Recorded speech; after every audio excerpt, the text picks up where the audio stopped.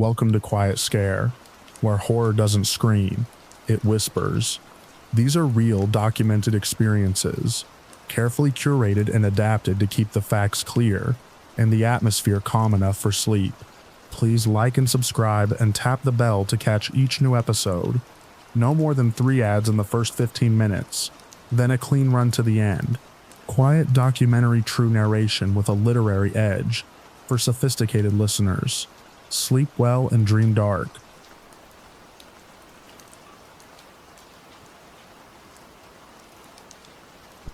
I've worked as a hospital bed management coordinator for 9 years,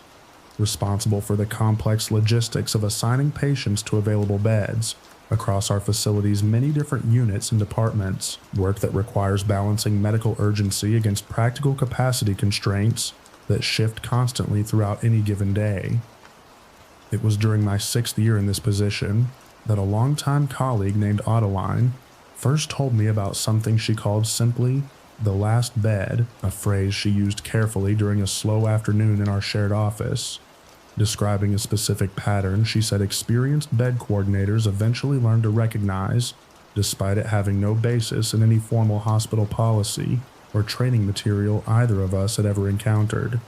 She explained that whenever our facility approached genuine full capacity, a rare but recurring occurrence during particularly severe flu seasons or major local emergencies, one specific bed on the medical floor always seemed to remain available considerably longer than logistics alone should have allowed. Resisting assignment through a consistent pattern of small logistical complications, canceled transfers, or sudden changes in incoming patient needs, that always, somehow, left that particular bed empty until a patient arrived whose specific situation seemed to require exactly that space rather than any other bed that might have otherwise been assigned first. I asked Adeline how long this pattern had been observed, curious whether it represented something she'd noticed personally over her own tenure, or a piece of institutional knowledge passed down from coordinators considerably further back than either of us could trace directly. She said she'd learned about it herself from a mentor early in her own career, who described learning it in turn from an even earlier coordinator, a chain of informal instruction that seemed to stretch back further than any current staff member could actually verify through any official record. I found myself watching for this pattern myself over the following months, curious whether it would hold up under my own direct observation during the facility's next genuine capacity crisis. I encountered it directly during a severe flu season 8 months later, watching one specific bed resist assignment through exactly the pattern Adeline had described, 3 separate attempts to fill it falling through, for entirely unrelated administrative reasons, before a patient named Perpetua arrived by ambulance, in a condition serious enough that the bed's specific proximity to the nursing station, along with several other logistical details unique to that particular space, proved considerably more valuable to her actual care than any other bed currently available across the entire floor would have been. I asked Adeline, once I'd witnessed this myself directly, whether she had any theory about what mechanism might actually produce this pattern, some explanation involving unconscious staff behavior, or subtle scheduling tendencies that might account for it through entirely ordinary human factors, rather than anything requiring further explanation. She said she'd considered that possibility seriously herself, admitting it seemed like the most plausible explanation available, though she also admitted she'd never been able to identify any specific staff behavior or scheduling pattern that fully accounted for how consistently this particular bed resisted assignment specifically during genuine capacity crises rather than during ordinary busy periods that fell short of true emergency conditions. I asked whether this pattern had ever failed to hold, whether the bed had ever simply been filled during a capacity crisis without any patient arriving afterward whose needs specifically matched that space in any meaningful way. She said she couldn't recall a single instance across her own many years observing the pattern, though she acknowledged this could simply reflect her own selective memory rather than genuine perfect reliability, a possibility she said she'd considered seriously, but had never quite managed to fully convince herself was the whole explanation given how consistently the pattern had held, during every genuine emergency she could actually remember encountering directly. I asked, finally, whether hospital administration was aware of this pattern at all, curious whether any formal review had ever been conducted, given how directly it touched on bed management efficiency, a subject administrators generally cared about quite closely, given its financial and operational significance. Adeline said the subject had come up informally more than once over the years, though it had never developed into any official investigation, remaining instead a piece of quiet knowledge shared between bed coordinators who'd each, independently, learned through direct experience to simply let that specific bed sit empty a little longer than pure efficiency might otherwise dictate, whenever a genuine capacity crisis began developing. I still watch for this pattern myself now, every time our facility approaches true capacity, and I've stopped trying to override it through pure administrative efficiency whenever I notice that particular bed resisting assignment in the specific way Adeline first taught me to recognize, trusting instead that whatever mechanism produces this pattern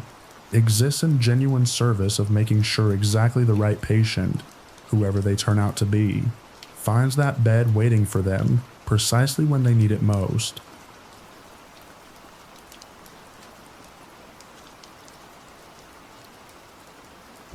I've worked as an emergency department charge nurse for over a decade, responsible for coordinating staff and resources across a busy trauma center during shifts that regularly test the outer limits of what our department can reasonably handle at once.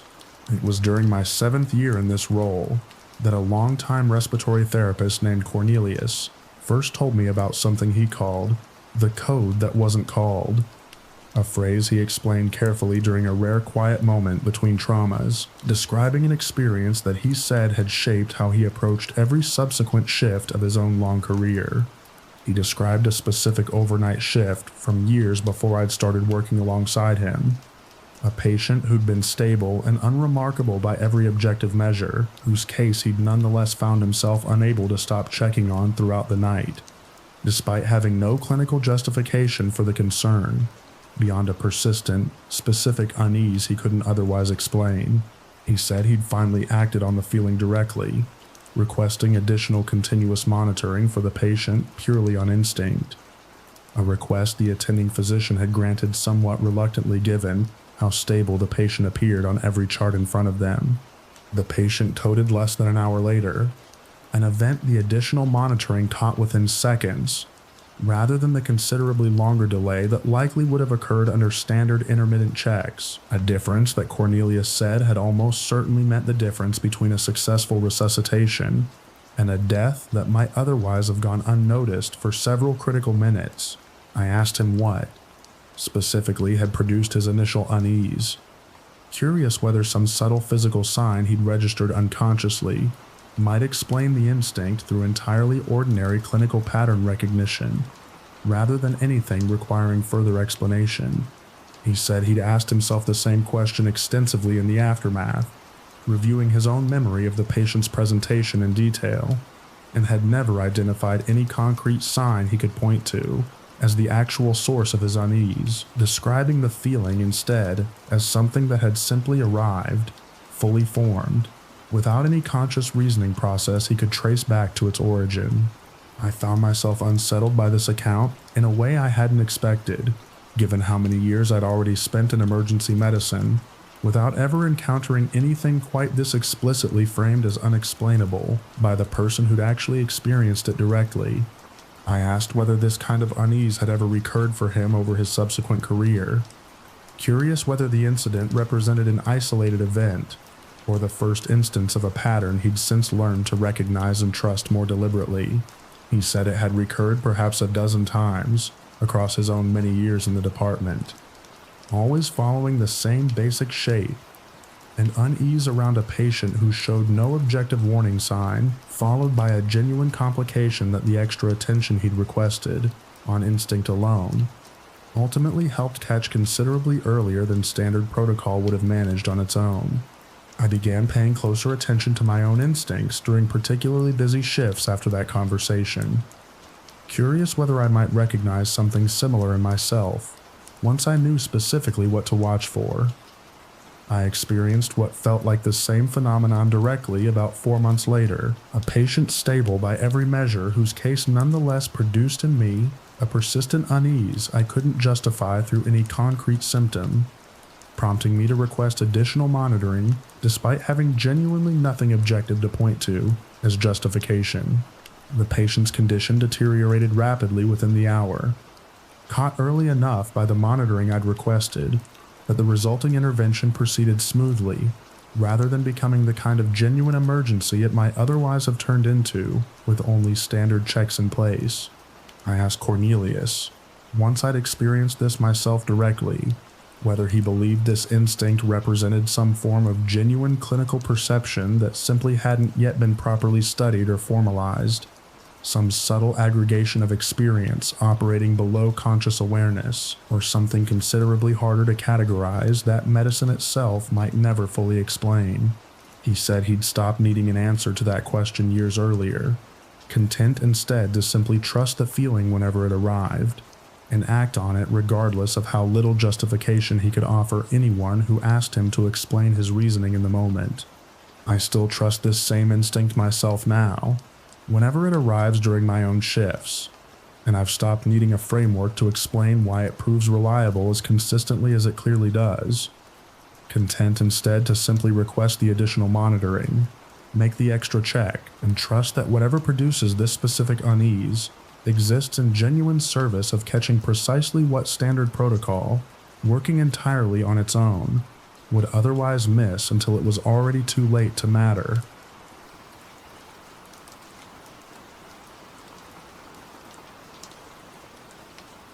I've worked as a hospital pharmacy verification specialist for 6 years, responsible for cross-checking medication orders against patient allergy records before any prescription is actually dispensed, work that exists specifically as a final safeguard against the kind of error that can prove genuinely dangerous if it slips through every earlier stage of a patient's care. It was during my 3rd year in this role that a senior colleague named Balthazar first told me about something he called the unlisted allergy, a phenomenon he described carefully during a quiet shift, describing a pattern he said experienced verification specialists eventually learned to take seriously despite it having no basis in any patient's actual documented medical history. He explained that certain medication orders, cross-checked correctly against a patient's full allergy record and showing no documented conflict whatsoever, occasionally produced in him a specific, persistent unease he'd learned over years of experience not to simply override, despite having no concrete justification for the feeling beyond his own accumulated instinct.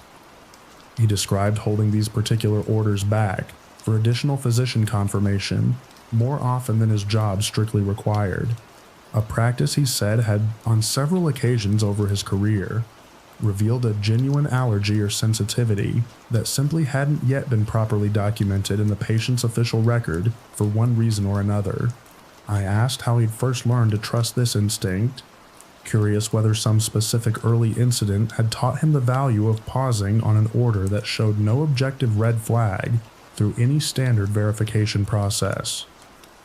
He described a patient early in his own career, an order that passed every formal check completely clean, whose case had nonetheless produced in him an unease specific enough that he'd contacted the prescribing physician directly to double-check before dispensing, only to learn that the patient had, in fact, experienced a serious reaction to a chemically related medication years earlier at a different facility entirely, a detail that had simply never made its way into her current chart due to an incomplete records transfer between institutions. I found myself testing this concept cautiously over the following months, paying closer attention to my own reactions while verifying orders, rather than simply processing them as quickly as our department's efficiency standards typically encouraged. I noticed, on a handful of occasions, something that did feel consistent with what Balthazar had described, a specific hesitation arising around certain orders that showed nothing objectively wrong. Though I initially dismissed most of these instances as simple anxiety, rather than anything meaningfully predictive, I finally acted on the feeling directly about 5 months into my own observation, holding back an order for a patient named Theodora, that showed no documented allergy conflict at all, contacting her physician, simply because something about the specific combination of her current medications and this new prescription had produced an unease in me I couldn't otherwise justify through any concrete clinical reasoning. The physician, mildly surprised by my call given how clean the order appeared on paper, agreed to review her case more carefully before confirming the order, and discovered, upon closer questioning of the patient herself, a reaction she'd experienced years earlier that she'd simply never thought significant enough to mention to any of her current care team. A reaction that would have produced a genuinely dangerous interaction with the medication I'd been asked to verify. I asked Balthazar, once this had played out exactly the way he described, whether this specific instinct had ever led him astray, producing unease around an order that turned out, upon investigation, to carry no actual risk at all. He admitted it happened more often than the instances where his instinct proved genuinely predictive, though he said he'd come to view these false alarms as an acceptable cost, given how serious the alternative could prove whenever the feeling did turn out to be accurate, a calculation I found myself, after my own experience with Theodora, increasingly willing to accept myself despite having no rigorous framework to justify it beyond direct personal experience. I asked whether he had any theory at all about where this instinct actually originated, some explanation involving subtle pattern recognition operating below conscious awareness that might account for it through entirely ordinary cognitive means, rather than anything requiring a more mysterious explanation. He said he'd considered that possibility seriously himself, admitting it seemed like the most plausible explanation available, though he also admitted the instinct had, on occasion, flagged orders for reasons that seemed to have nothing to do with any pattern he could consciously identify. Even after careful reflection, a gap between the feeling and any rational explanation for it that he'd simply learned to live with rather than fully resolve. I still pause on these specific orders myself now. Whenever the same unease arises, and I've stopped needing a complete explanation for why this instinct proves reliable as often as it clearly does, trusting instead that whatever produces this particular form of professional hesitation exists in genuine service of catching precisely the gaps in documentation that no formal verification system, working entirely on its own, would ever be equipped to identify.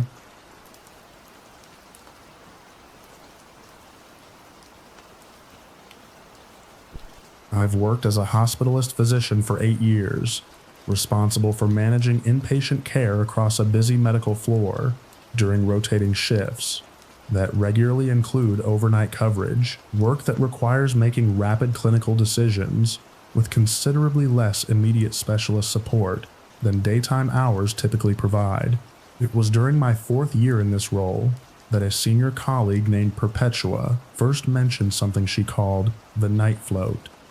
a phrase that initially confused me given that it sounded, on the surface, like ordinary hospital staffing terminology rather than anything unusual. She explained, during a quiet exchange at shift change, that experienced overnight hospitalists learned, over years of practice, to recognize a specific and consistent shift in their own clinical intuition once the hospital settled into its deepest overnight hours, typically between 2 and 4 in the morning. A period during which she said her own diagnostic instincts felt measurably sharper and more reliable than during any other stretch of her working day, an enhancement she couldn't explain through ordinary factors like caffeine intake or simple adjustment to the overnight schedule. I asked what exactly this sharpened instinct felt like in practice, curious whether she meant something as straightforward as heightened alertness, or something considerably more specific to unusual clinical situations. She described it as a kind of clarity that arrived specifically when reviewing complicated or ambiguous cases during those particular hours. Patients whose presentation didn't quite fit any standard diagnostic pattern, suddenly resolving, in her own mind, into a considerably clearer picture than the same case would have presented during a daytime shift. An enhancement that felt, in her own words, less like ordinary professional experience accumulating over time, and more like some external quality of the hospital itself during those specific hours actively assisting her reasoning. I found the idea difficult to take entirely seriously at first, though I found myself testing it, almost as an experiment, during my own overnight shifts over the following months, deliberately saving my most ambiguous or difficult cases for review during that same 2 to 4 window, whenever the schedule allowed for it. I noticed, disconcertingly, something that did feel consistent with what Perpetua had described, a specific quality of clarity that arrived reliably during those hours, and that seemed to fade just as reliably once dawn approached and the hospital began its ordinary daytime rhythm again. I asked Perpetua whether other overnight physicians had reported the same experience, curious whether this represented some genuine, shared phenomenon or simply a coincidental overlap between our own individual experiences. She said the pattern had come up in quiet conversations among overnight staff across multiple different hospitals she'd worked at over her career, always described in remarkably similar terms, despite the physicians involved never having discussed the phenomenon with each other directly beforehand, a consistency that struck her, the more she'd learned about it over the years, as considerably harder to explain through ordinary confirmation bias than she'd initially assumed when first encountering the idea herself. I asked whether this enhanced clarity had ever led her to a diagnosis she might otherwise have missed entirely, curious for a concrete example that might help me understand the phenomenon's practical stakes, rather than simply its subjective quality. She described a patient from years earlier, admitted for symptoms that had initially suggested a straightforward common condition, whose case she'd happened to review again during her own overnight window, purely out of routine thoroughness, and had suddenly recognized, with a clarity she said felt entirely unlike her earlier daytime assessment, a considerably rarer and more dangerous underlying condition that the patient's initial presentation had, by pure bad luck, closely mimicked a recognition that led to treatment, reportedly saving the patient's life within hours of that specific overnight realization. I asked Perpetua, finally, whether she had any theory at all about why this specific window of overnight hours might produce this effect. Some explanation involving circadian biology, or simple reduced distraction that might account for the pattern through entirely ordinary means. She said she'd stopped needing a theory years earlier, content instead to simply structure her own overnight practice around trusting this specific clarity whenever it arrived, reviewing her most difficult cases specifically during that window, rather than earlier or later in her shift, a practice she said had never once, across her own many years relying on it, led her astray in any way she could identify. I've adopted the same practice myself now, deliberately saving my most uncertain cases for review during those same overnight hours, and I've stopped needing an explanation for why my own clinical reasoning seems to sharpen so reliably during that specific window, trusting instead that whatever this phenomenon actually is, it exists in genuine service of catching what an exhausted mind, working at any other hour, might otherwise simply miss.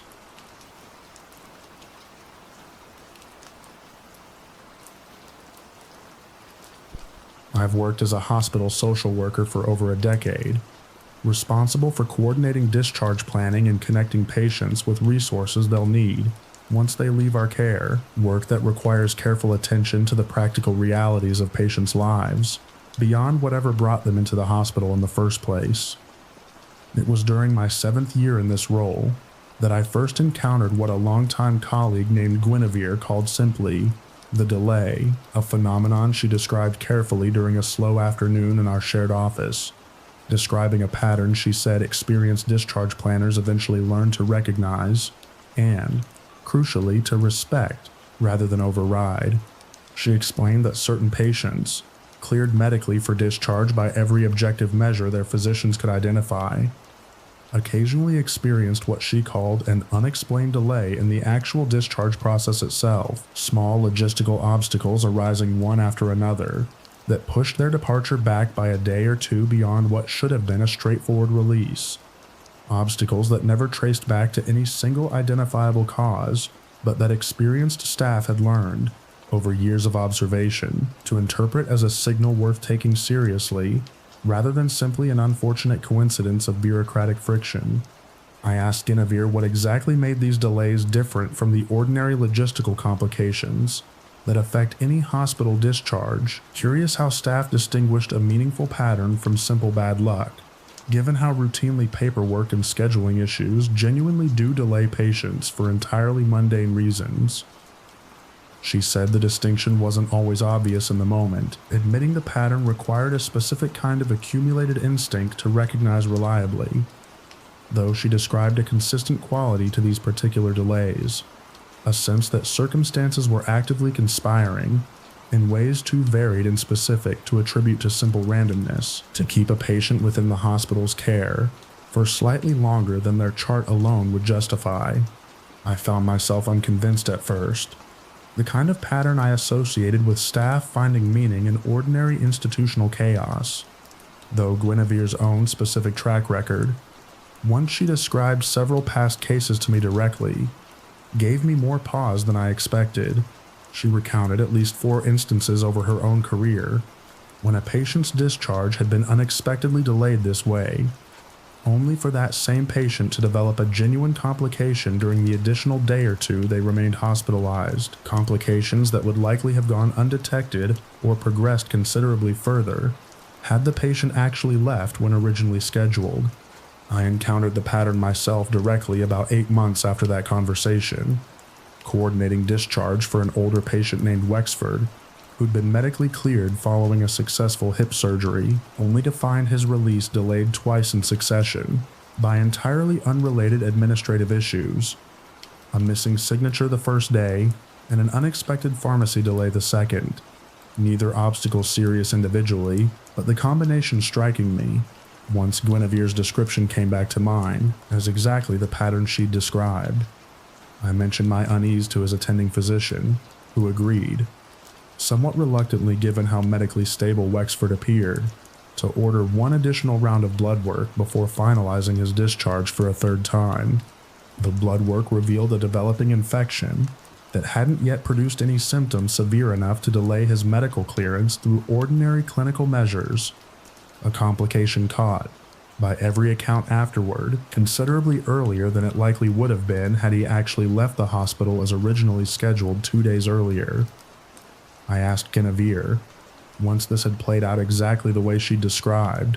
whether she'd ever tried explaining the pattern to hospital administration, curious whether any formal policy had ever emerged from decades of staff, apparently noticing the same phenomenon independently across different departments.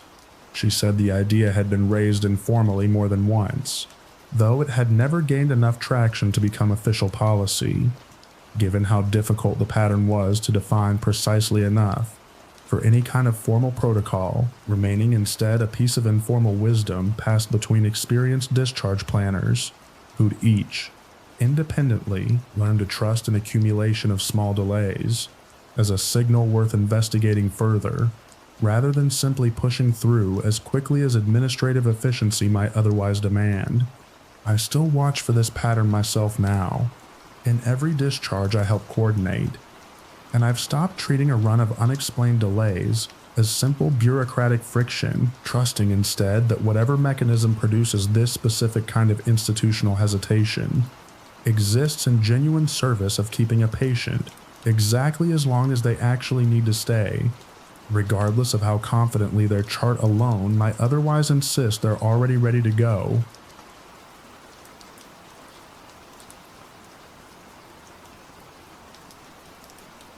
I've worked as a radiologic technologist for nearly 9 years, responsible for operating imaging equipment and producing the scans that physicians rely on to diagnose everything from broken bones to internal tumors, work that requires precise technical skill, but that I'd always considered relatively free of the kind of ambiguity that clinical diagnosis itself often involves. It was during my 5th year in this position that a senior radiologist named Bartholomew first mentioned something he called the anomaly, a phrase he used carefully during a quiet afternoon, reviewing films together, describing a pattern he said every experienced radiologist eventually encountered, even though it appeared in no textbook he'd ever consulted throughout his own extensive training. He explained that certain scans, produced through entirely standard technique with no equipment malfunction or technical error he could ever identify, occasionally showed a faint, structurally impossible shadow, a shape that resembled, closely enough to be unsettling, an outline of tissue or structure that simply didn't exist in human anatomy, appearing briefly on a single image before vanishing entirely from every subsequent scan of the same patient taken moments later, using identical settings and positioning. I asked how he'd first encountered this phenomenon himself, curious whether some specific incident early in his career had first revealed the pattern to him directly. He described a scan from decades earlier, a patient being imaged for an entirely unrelated concern, whose film had shown, for that single anomalous image, a shape resembling a second, smaller shadow nested against the patient's actual anatomy, a shape he'd initially assumed was equipment malfunction until he found, reviewing his own department's older archives out of professional curiosity, several similar anomalous images scattered across decades of the hospital's own imaging history, always brief, always vanishing on any repeat scan, and always, disturbingly, appearing specifically in patients who were later diagnosed with a serious condition that hadn't yet become detectable through any standard measure at the time the anomalous image was actually captured. I found myself, over the following months, reviewing our own department's more recent archives during slow periods, curious whether the pattern Bartholomew described had continued into more current imaging technology, or whether it represented something specific to older, less sophisticated equipment that modern scanners had simply resolved through improved technical precision. I found, unsettlingly, that the pattern persisted even in our most current equipment, a handful of anomalous images scattered across the past several years alone, each one appearing in a patient who was subsequently diagnosed, sometimes months later, with a condition that the original anomalous shadow seemed, in hindsight, to have somehow anticipated before any conventional diagnostic marker had become detectable. I asked Bartholomew whether these anomalous images had ever been formally investigated by anyone outside our own department's informal awareness, whether any engineer or equipment specialist had ever examined the phenomenon directly to rule out some subtle technical explanation neither of us had considered. He said the equipment manufacturers had in fact been consulted at least twice over the department's history, each time finding no fault whatsoever in the machines themselves. No calibration issue or software glitch that could account for an image appearing and then vanishing entirely without any corresponding change in the patient's actual physical position or the scanner's own settings. I witnessed the phenomenon myself directly not long after that conversation, operating a routine scan for a patient named Cordelia, who'd come in for an unrelated orthopedic concern, and found, reviewing the images immediately afterward, a single anomalous frame among the otherwise unremarkable set, a faint shadow resembling tissue that had no business appearing anywhere in that particular scan, given her presenting condition. I flagged the image to Bartholomew immediately, and though neither of us could identify any clinical significance to it at the time, he made a note in her file, recommending additional monitoring during her next routine visit, a precaution that proved, several months later, to have anticipated an early-stage condition that hadn't yet become detectable through any standard screening available to her at the time of that original scan. I asked Bartholomew, once this pattern had played out in front of me directly, whether he'd ever developed any theory himself about what these anomalous images actually represented. Some framework, however speculative, that might eventually help explain a phenomenon that seemed to genuinely defy every technical and clinical mechanism either of us understood. He said he'd stopped trying to develop a theory years earlier, content instead, to simply document each occurrence carefully and flag whatever patient it appeared in for closer monitoring, trusting that the phenomenon's practical value,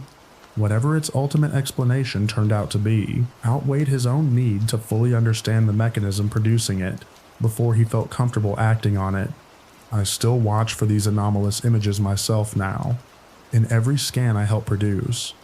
and I've stopped needing a technical explanation for why our equipment occasionally seems to capture something considerably more prescient than any current understanding of radiologic imaging should reasonably allow, trusting instead that whatever mechanism produces these fleeting, impossible shadows exists in genuine service of catching what conventional medicine, working entirely on its own, would otherwise miss until it was considerably too late to matter.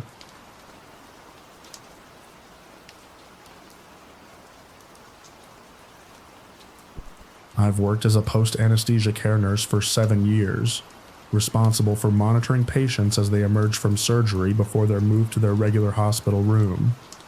Work that requires close attention to the specific, sometimes disorienting process of a patient regaining full consciousness after being under general anesthesia. It was during my 4th year in this role that a senior colleague named Fenella first mentioned something she called simply the silence, a phenomenon she said every experienced recovery room nurse eventually learned to recognize, even though none of us had ever found adequate language to properly describe it to newer staff. She explained, during a quiet overnight shift, that certain patients, upon first emerging from anesthesia, exhibited a specific brief period of complete stillness and silence that differed noticeably from the ordinary grogginess and disorientation every patient experiences during this transition, a stillness that lasted only a few seconds, but that experienced staff had learned, over years of observation, to associate with a considerably higher likelihood of post-surgical complications developing within the following 24 hours, regardless of how routine the surgery itself had been, or how stable the patient's vitals appeared immediately afterward. I asked Fenella how this pattern had first been identified, curious whether some formal training had ever addressed it directly, or whether it represented, like so much I was beginning to learn about hospital work, simply an informal understanding passed down between experienced staff, without ever being written into any official protocol.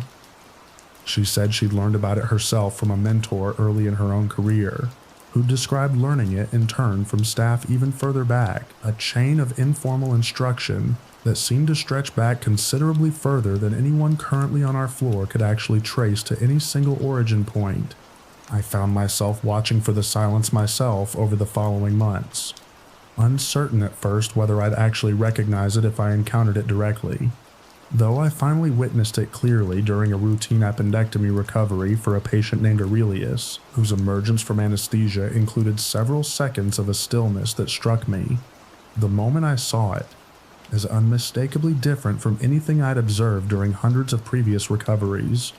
A specific quality of silence that felt, even in the moment, considerably more significant than ordinary grogginess. I flagged the observation to the attending physician immediately, more out of instinct than any concrete symptom I could point to justify the concern. And though Aurelius's vitals showed nothing unusual at the time, the physician agreed to order additional monitoring based on my report alone, a courtesy I suspect she extended specifically because of her own long experience with recovery room staff, flagging this exact pattern over the years. Aurelius developed a genuine post-surgical complication, roughly 18 hours later, an internal bleed,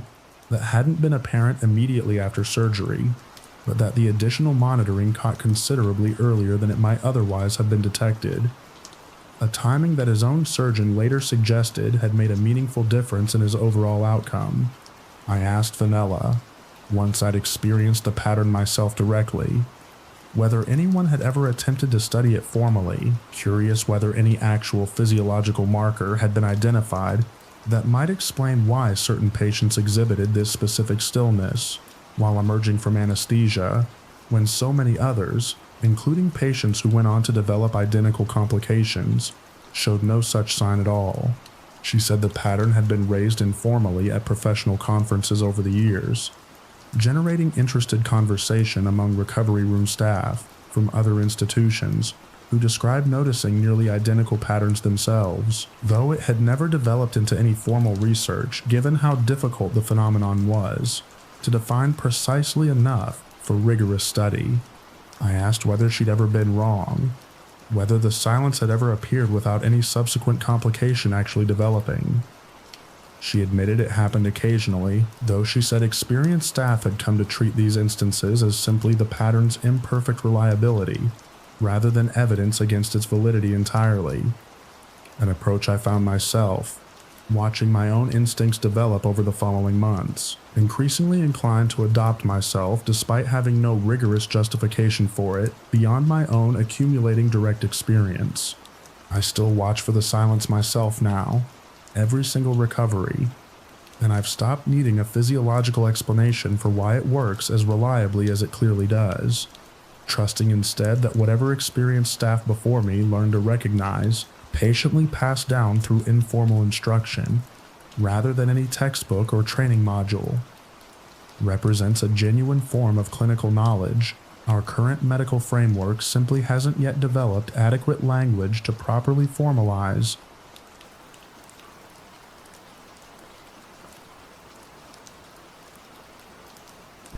I've worked as a hospital pharmacist for over 12 years, responsible for verifying and dispensing medications across a mid-sized regional facility, work that requires an exacting attention to detail, given how directly a single error in this role can affect patient safety. It was during my 8th year in this position that a longtime pharmacy technician named Perpetua first showed me what she called the private log, a handwritten notebook kept in a locked drawer at the back of the pharmacy that had nothing to do with any official inventory or dispensing record I'd ever been trained on. I'd chosen pharmacy specifically for the precision it demanded, drawn to a career where careful verification and exact measurement generally left considerably less room for ambiguity than other areas of healthcare I'd briefly considered during my own training. Perpetua herself had worked in our specific pharmacy for nearly 3 decades by the time I arrived, considerably longer than any pharmacist currently on staff, and I'd always considered her institutional knowledge invaluable, even before I understood just how much history she'd actually accumulated during her own long tenure. She explained that the log tracked something considerably more specific than standard medication errors or adverse reactions, a pattern that generations of pharmacists at our facility had apparently noticed and quietly recorded going back, according to the earliest entries still legible in the book, at least 4 decades. The pattern involved certain patients experiencing measurably better outcomes from specific medications than the clinical literature would typically predict. Improvements that correlated, disturbingly precisely, not with the medication itself, but with which specific pharmacist on staff had happened to fill that particular prescription.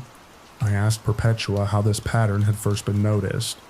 curious whether some specific incident had prompted a pharmacist decades earlier to start tracking something this unconventional in the first place. She said the log's earliest entries described a pharmacist named Cornelius, long since retired, and, as far as anyone currently on staff knew, passed away years ago, whose patients had shown a documented pattern of unusually smooth medication adjustments and fewer adverse reactions across his entire tenure, a pattern noticed initially by nursing staff on the floor, rather than anyone within the pharmacy itself, who'd started requesting, informally, that Cornelius specifically handle certain complex or high-risk prescriptions whenever his shift schedule allowed for it. She mentioned that Cornelius himself had reportedly never known about the reputation he'd developed among nursing staff, dying, according to the log's own account, entirely unaware that his own name would eventually become the founding entry in a private tradition that would outlast him by decades. I asked whether Perpetua had any theory of her own about what might connect these specific flagged pharmacists across the generations, some common personal quality or work habit that seemed to appear repeatedly regardless of how different their individual personalities or training backgrounds otherwise turned out to be. She said she'd wondered about this herself for years, and had noticed, reviewing the log's older entries carefully, that every single flagged pharmacist seemed to share a specific habit of pausing, however briefly, to actually look at the patient's name on a prescription before filling it, a small gesture of individual acknowledgement that most pharmacists, rushing through a busy shift, simply didn't have time to consistently practice themselves. I found myself, over the following weeks, reviewing the log in detail during slow periods, curious whether the pattern had continued in any meaningful way since Cornelius's own retirement, or whether it represented simply an isolated case study from decades earlier. that had taken on more significance in institutional memory than it probably deserved on closer examination. I found, disturbingly, that the pattern had continued, the log documenting at least 3 other pharmacists over the following decades, whose patients showed similarly improved outcomes, each pharmacist eventually becoming, informally, the preferred choice among nursing staff for their most medically complicated cases, a reputation that seemed to develop independently at each stage, without any of these pharmacists apparently knowing about their predecessor's similar pattern or reputation. I asked Perpetua whether any formal clinical difference had ever been identified between these specific pharmacists and their colleagues, some measurable variation in how carefully they verified dosages or counseled patients, that might account for the pattern through entirely ordinary means available to any careful investigator. She said the hospital had in fact reviewed this question at least once, decades earlier, comparing verification protocols and patient counseling time across the flagged pharmacists against their peers, and had found no meaningful difference in either measure, the flagged pharmacists following identical procedures to everyone else on staff. By every objective standard the review could reasonably apply to the situation. I asked whether I was, myself, currently one of the pharmacists tracked in this private log, a question I found myself almost afraid to ask, despite recognizing how strange the fear itself genuinely was, given how little I actually understood about what the tracking even meant in any practical, concrete terms. Perpetua considered the question for a long moment before telling me, gently, that my own name had in fact appeared in the log for the past several years, my patients showing the same unexplained pattern of improved outcomes that had first been noticed in Cornelius decades before either of us had ever worked at this facility together. I asked what I was supposed to do with this information, whether the hospital expected pharmacists identified this way to somehow adjust their practice, or take on additional responsibility for the specific patient's nursing staff might start requesting them for specifically. Perpetua said the log existed purely as a private record, maintained quietly by whichever pharmacy technician happened to take on the responsibility of updating it, without any formal policy attached to the information at all, though she admitted that nursing staff on the floor did seem to develop their own informal preferences over time, gravitating toward specific pharmacists for their most difficult cases, without most of them ever knowing exactly why they'd developed this particular instinct in the first place. I asked whether Perpetua had ever considered simply telling one of the flagged pharmacists directly what the log tracked, giving them the opportunity to decide for themselves whether they wanted to know about this particular reputation they'd developed, without their own knowledge or consent. She said she'd told exactly 2 pharmacists over her own long tenure, myself included, always waiting until she felt genuinely confident the individual could handle the information responsibly, without either becoming arrogant about whatever unexplained quality they apparently possessed, or growing so anxious about the responsibility that it actually affected their otherwise careful, consistent practice going forward. I still find myself now, filling prescriptions for our most medically complex patients, wondering whether whatever this pattern actually represents is something I'm meaningfully contributing to through some quality of my own practice I can't consciously identify, or whether I'm simply a name in a private notebook that will eventually be handed down to whichever technician inherits Perpetua's own quiet responsibility for maintaining a record neither of us has ever fully understood the mechanism behind, despite having watched it hold true, generation after generation, for considerably longer than either of our own careers has actually existed. I asked Perpetua more recently whether she'd ever considered simply retiring the log entirely once she eventually stepped away from the position, letting whatever pattern it tracked continue unrecorded, rather than passing the responsibility forward to someone else. She said she'd thought about it seriously more than once, though she'd always come back to the same conclusion, that a pattern this consistently documented across 4 decades deserves someone continuing to watch for it, even if neither of us could offer any explanation beyond the simple fact that it had, so far, never once failed to hold true.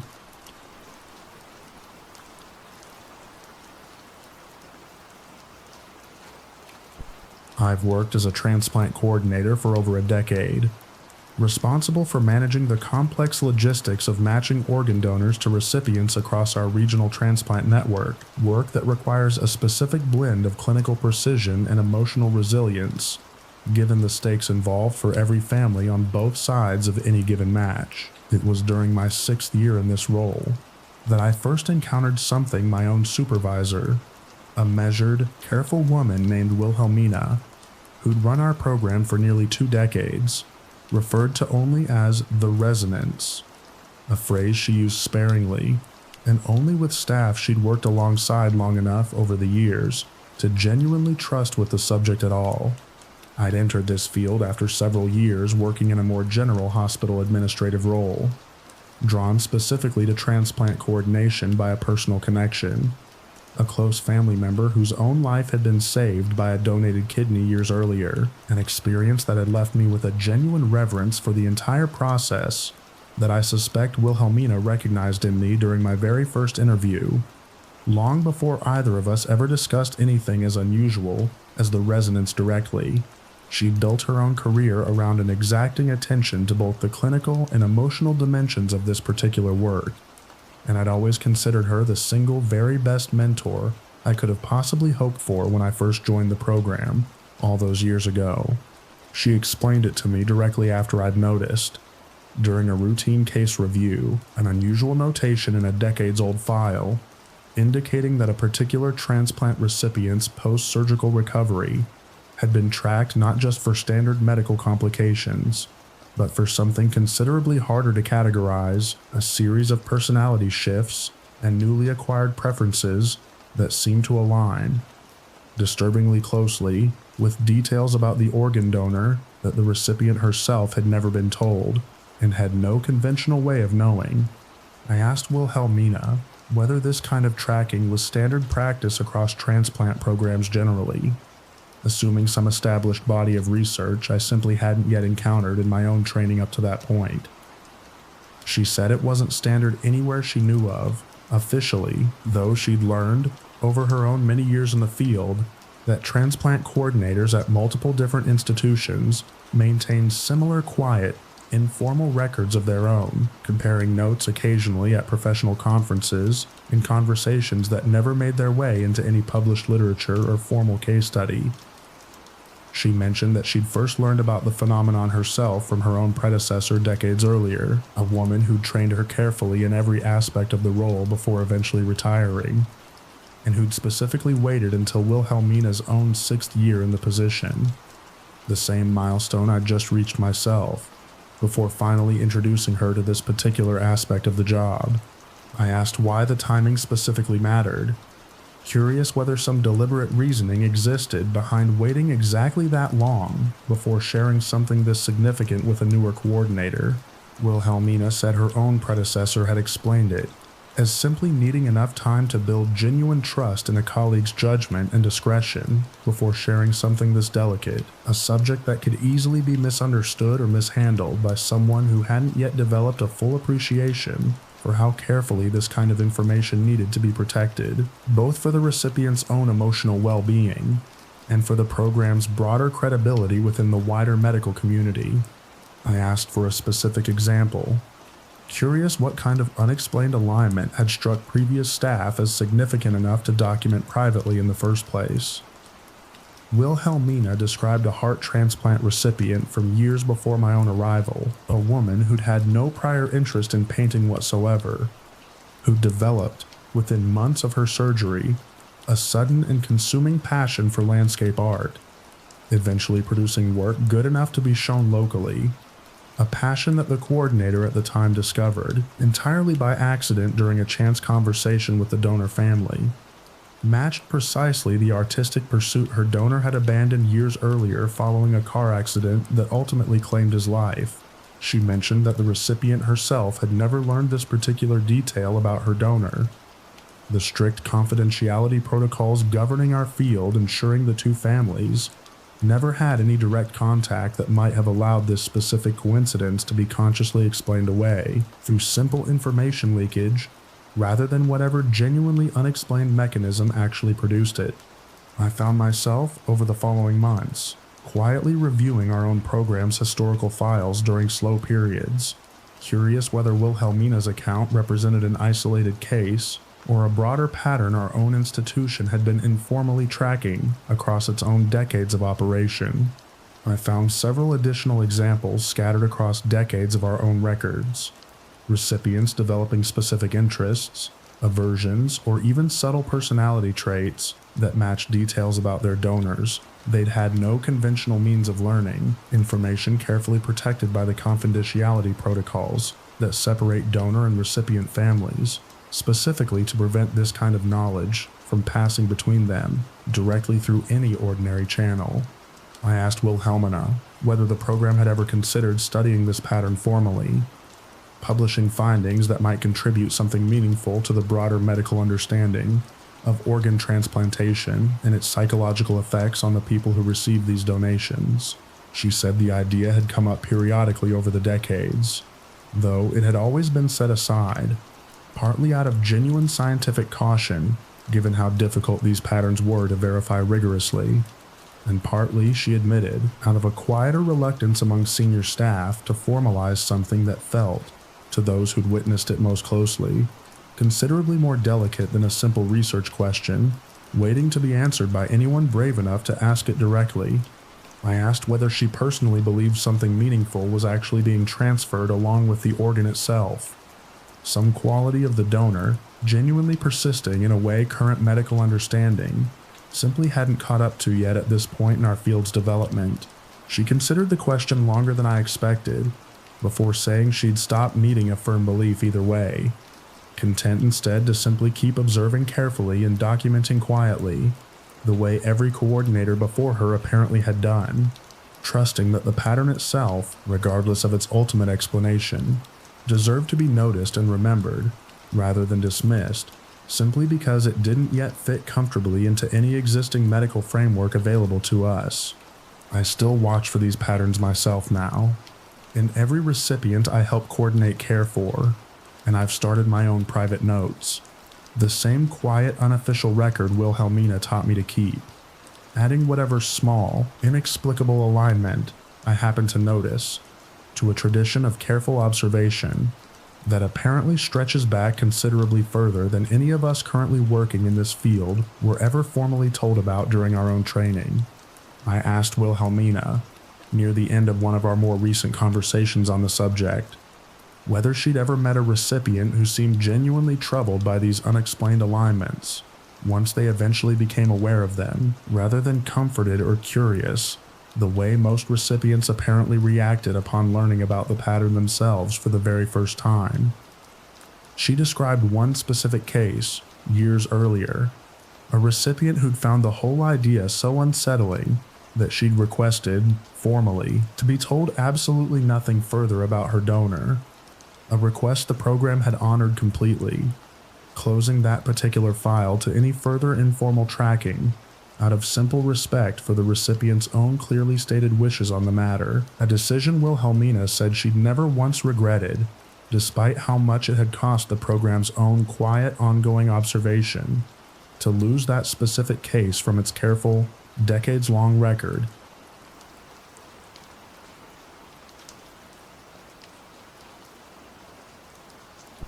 I've worked as an ER receptionist at a busy urban hospital for nearly 5 years,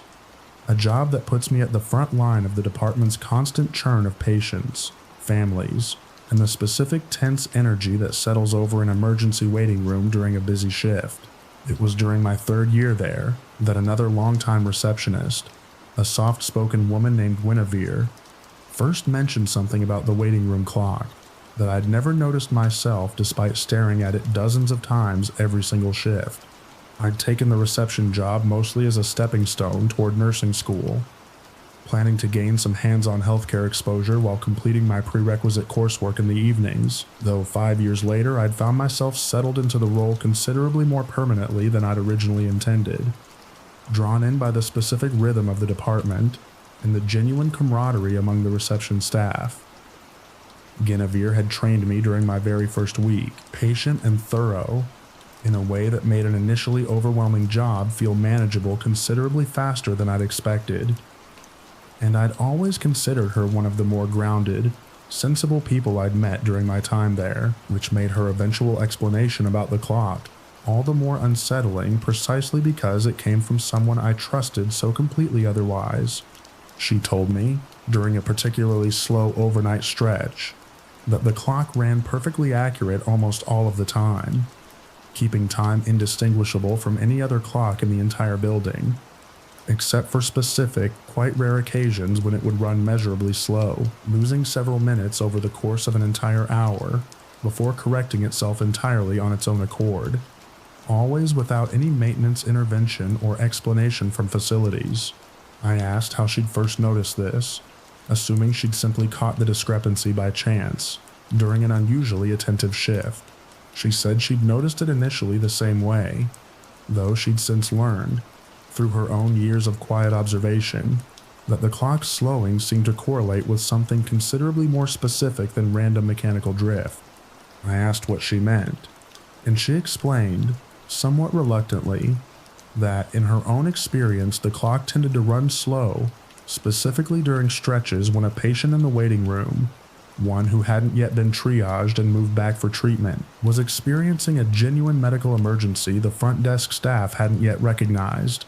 The clock's strange behavior serving, in her own private understanding of it, as an unofficial early warning that someone out in the waiting area needed to be checked on more urgently than their position in the queue currently reflected. She mentioned that she'd first noticed the pattern purely by accident during her own early years at the desk, catching herself glancing up at the clock one particularly slow overnight shift,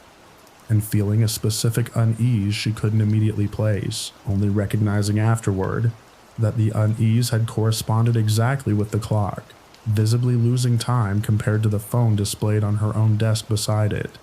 I asked whether she'd ever brought the pattern to the attention of any of the department's physicians directly, curious whether any clinical staff had ever taken the phenomenon seriously enough to factor it into their own triage decisions, the way she and I had apparently both started doing ourselves.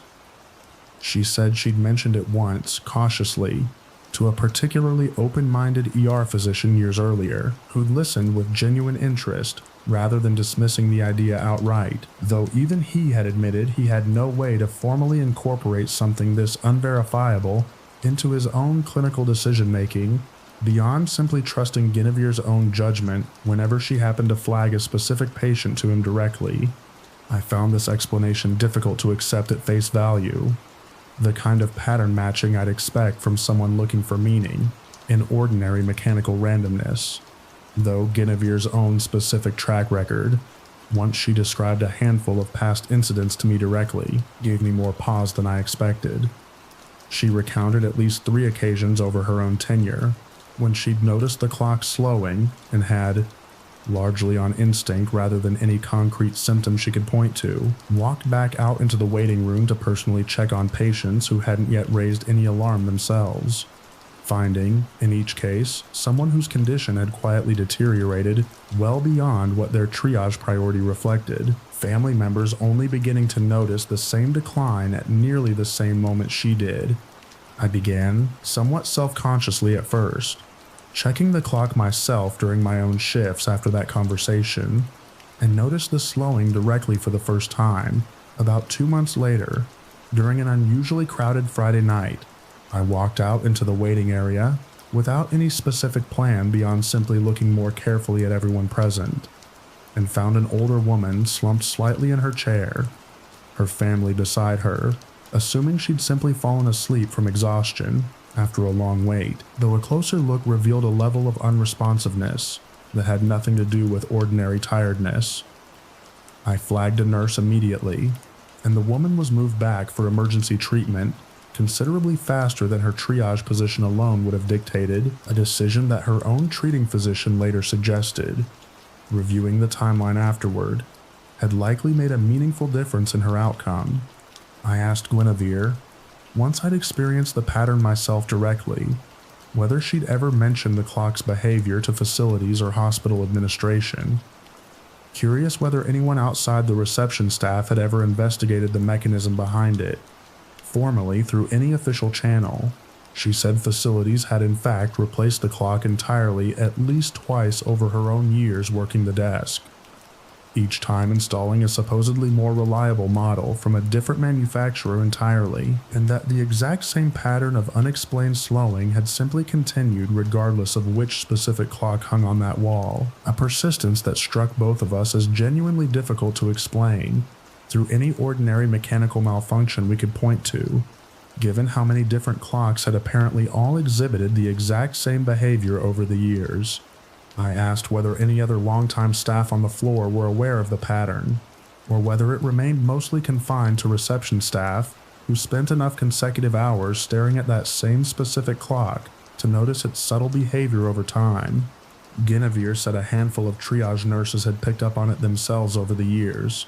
developing their own quiet habit of glancing toward reception whenever they noticed the clock looking slightly off during a shift, though she said the pattern had never been formally acknowledged or discussed outside these small, private moments of shared unspoken understanding among specific staff members who'd each independently learned to trust it.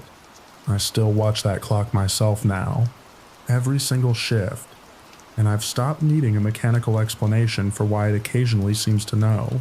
before any of us do, that someone sitting quietly in our waiting room needs help considerably more urgently than their calm exterior currently suggests to anyone else in the room. I asked Guinevere more recently whether she'd ever considered what might happen if reception staff simply stopped paying attention to the clock's behavior entirely, deferring instead purely to standard triage protocol, the way hospital policy technically expects. She said the thought genuinely unsettled her more than she felt comfortable admitting out loud, and that she'd never once, across her own many years working that same desk, been willing to actually test what might happen to a patient during the specific stretch of time the clock was trying, in whatever inexplicable way it managed to do so, to warn the two of us that something was quietly going wrong just a few feet away.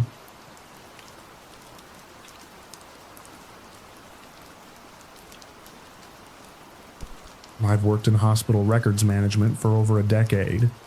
a job that mostly involves the unglamorous but essential work of maintaining patient documentation systems across a mid-sized regional hospital, work I'd always considered genuinely refreshingly free of the kind of drama that clinical staff regularly described from the floor.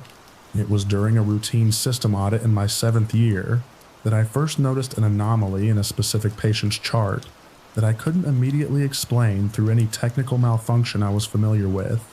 I'd moved into records management after a few years working the hospital's general IT help desk,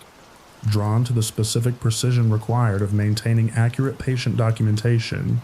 in a way I found genuinely satisfying compared to the constant, scattered small fixes my earlier role had always demanded of me daily. Bartholomew had interviewed me himself for the position originally,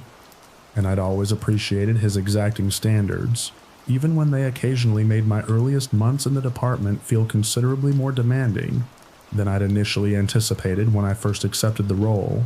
understanding, eventually, that his own meticulousness existed for genuinely good reason, given how directly our department's accuracy could affect patient safety. The chart belonged to a long-term patient named Aurelio, admitted to our facility's rehabilitation wing following a serious accident that had left him with an unusually long recovery timeline compared to most patients passing through that same wing. And it showed, upon close inspection, a small but consistent pattern of entries appearing in the system during hours when, according to our own staffing records, no clinician had actually been logged into his file at all during that specific window. The entries themselves were mundane, routine notations about vital signs and basic status checks that matched, closely enough, what any reasonable observer might expect a patient in his particular condition to show, though the complete absence of any documented staff member actually entering them left me genuinely puzzled about their true origin. I brought the anomaly to my supervisor, a careful, exacting man named Bartholomew, who'd managed our records department for nearly 20 years,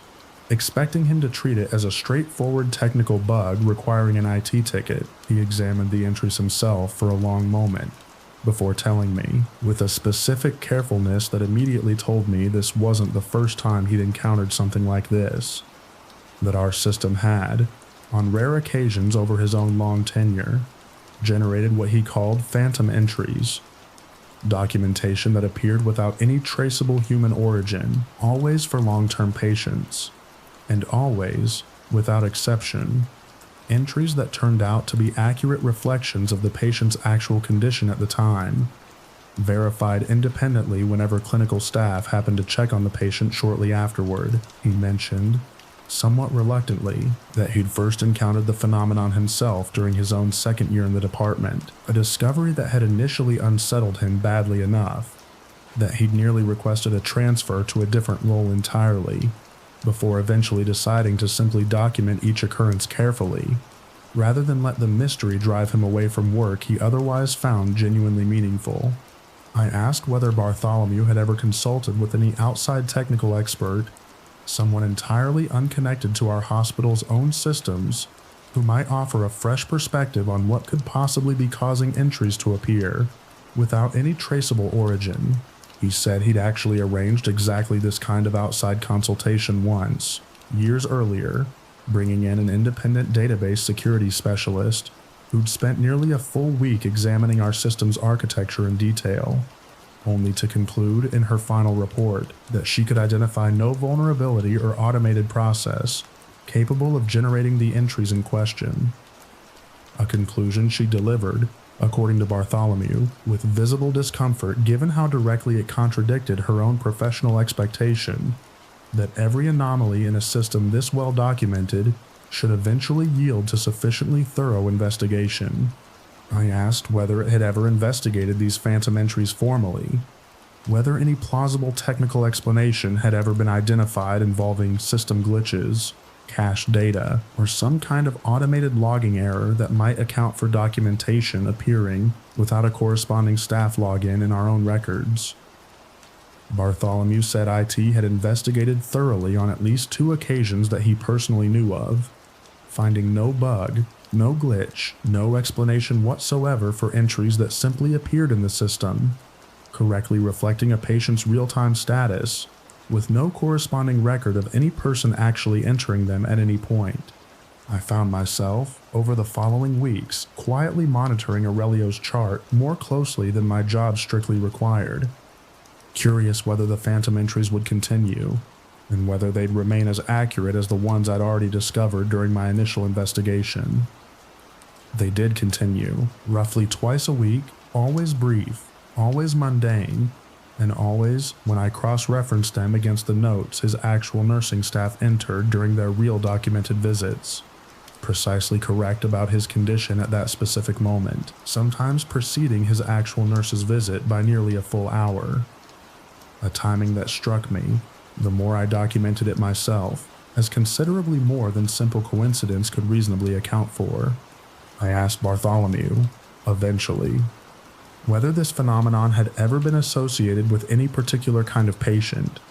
some common thread connecting Aurelio to whichever other cases he'd witnessed over his own long career in this department. He considered the question carefully before saying that, as best he could recall across every instance he'd personally encountered over the years, the phantom entries only ever appeared for patients who had, at some point during their hospitalization, been without any family or visitors present for an unusually long stretch, patients whose isolation seemed to correlate, in some way neither of us could explain, with the system apparently generating its own quiet form of attention on their behalf, during exactly those specific stretches of time. I mentioned this observation to Aurelio's actual nurse, directly, curious whether she'd noticed anything unusual herself during her regular visits to his room over the preceding weeks. She admitted, somewhat reluctantly, that she'd occasionally arrived to find small things, already adjusted exactly the way she would have adjusted them herself. A blanket repositioned, a call button moved slightly closer to his hand, details too minor to have ever mentioned to anyone else, but that had struck her. Each time, as oddly specific coincidences, rather than anything she felt equipped to explain, through any ordinary means available to her. I still monitor these phantom entries whenever they appear now, quietly, without ever reporting them further up the chain than Bartholomew himself, and I've stopped needing an explanation for why our system occasionally seems to notice and document a patient's condition more attentively than any actual staff member currently has time to manage themselves, trusting instead that whatever mechanism produces these entries, however inexplicable, appears to exist entirely in service of making sure isolated patients are never quite as unwatched as their empty visitor logs might otherwise suggest. I asked Bartholomew, more recently, whether he'd ever tried to identify a specific moment when the phenomenon first began, some original patient or incident that might mark the actual starting point of this pattern, rather than simply another link in a chain stretching back further than either of us could reasonably trace on our own. He said he'd looked into it once, years earlier, digging through the department's oldest archived records he could still access at the time, and had found evidence of phantom entries going back considerably further than his own tenure at the hospital. Far enough back that he'd eventually stopped trying to locate any true beginning point at all, content instead to simply keep faithfully documenting each new occurrence the same careful way every records manager before him apparently had done.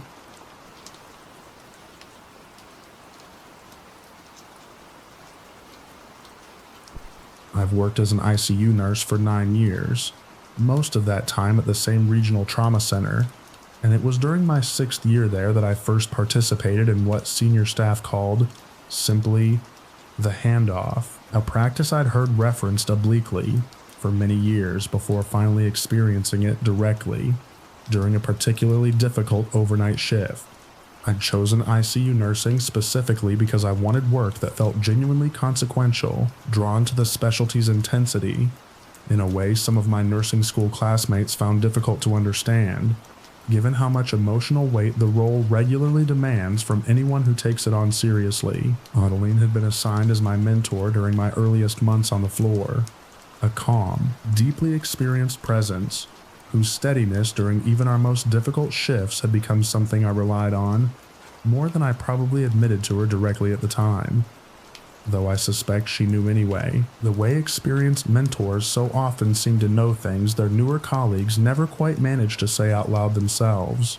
The practice involved, as best I understood it once I'd finally been included, a specific ritual senior ICU nurses performed privately among themselves whenever a patient coded and couldn't be revived despite every standard intervention. A brief, unofficial moment taken at the bedside immediately afterward, before any official paperwork began, during which the nurse who'd been present at the death would quietly share, with whichever colleague happened to be covering the adjacent bed, a handful of specific details about the patient that had struck them as meaningful, information that had nothing to do with medical documentation, and everything to do with simply making sure someone else besides themselves now carried some small piece of who that patient had actually been. I asked my own mentor on the floor, an experienced nurse named Adeline, why this practice existed at all, given that hospitals already maintained extensive systems for grief support and staff debriefing following a patient's death. She said the handoff wasn't really about processing grief in any clinical sense, though it did seem to serve that function incidentally, but about something considerably older and less articulable that she said every experienced ICU nurse eventually came to understand without anyone needing to fully explain it to them directly, a sense that a patient's death shouldn't simply end with a chart closed and a body transported to the morgue, that some part of who they'd been deserved to be actively carried forward by at least one other living person who'd witnessed their final hours. She mentioned that she'd learned the practice herself from a mentor decades earlier, who described learning it, in turn, from an even earlier generation of ICU staff, a chain of quiet instruction that seemed to stretch back further than any current nurse on our floor could actually verify through any official record or training document available to any of us now. I asked whether the practice had ever been discussed with hospital administration or incorporated into any formal bereavement protocol whatsoever, curious whether something this consistently observed across generations of staff had ever been considered worth documenting more officially by anyone with the authority to actually do so.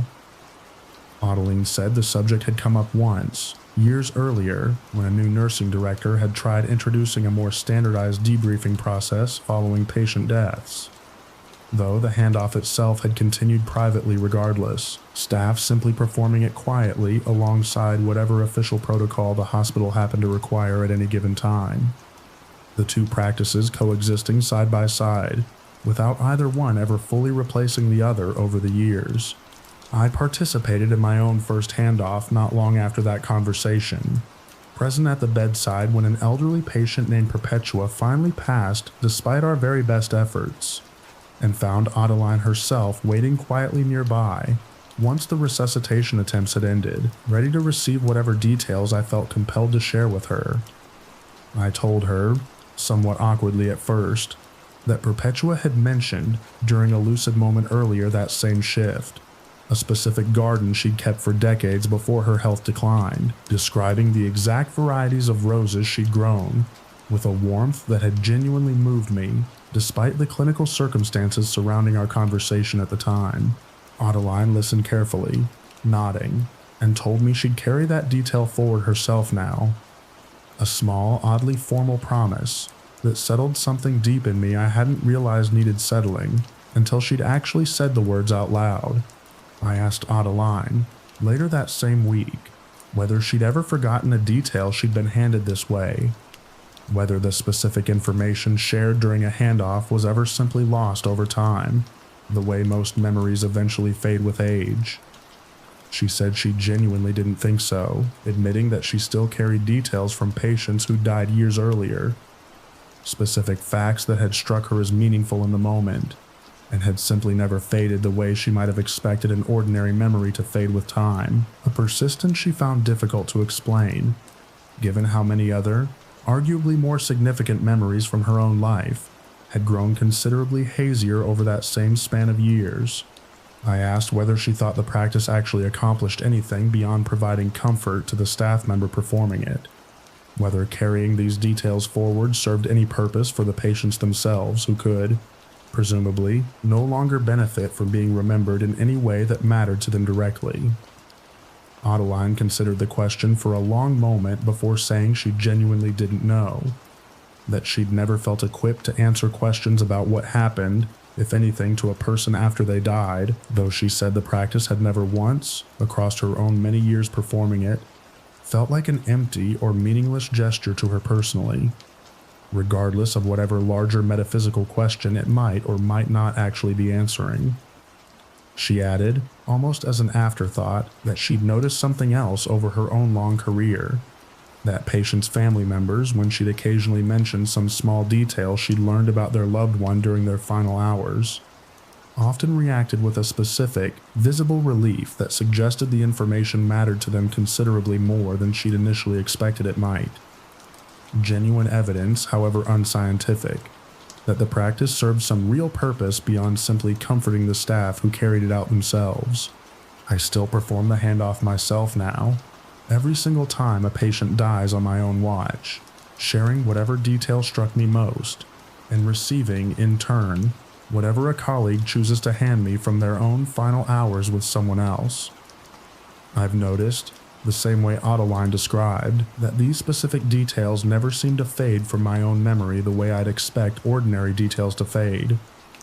An accumulation of small facts about strangers' lives that I now carry forward permanently, without ever having fully decided to take on that responsibility, and without ever quite being able to explain, to anyone outside the practice itself, exactly why it feels as necessary to me now as it clearly did to every nurse who taught it to me before. I asked Adeline, more recently, whether she'd ever considered what would eventually happen to all these accumulated details once she herself was no longer working the floor, whether the specific memories she carried would simply disappear along with her once she finally retired. She said she'd started, in recent years, quietly passing some of the oldest details forward to younger nurses she trusted, a kind of secondary handoff she'd never seen anyone else perform, but that felt, to her, like the only way to ensure these particular fragments of memory might genuinely outlast her own career on the floor.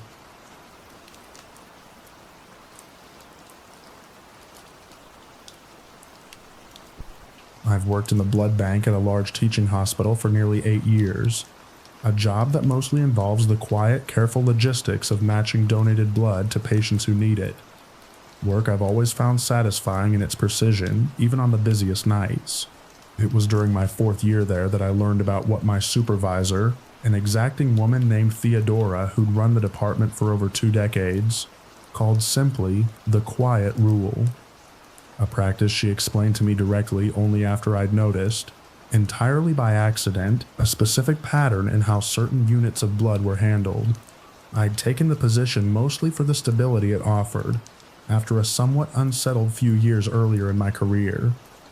Drawn to the specific, methodical nature of blood bank work in a way I hadn't expected when I first applied.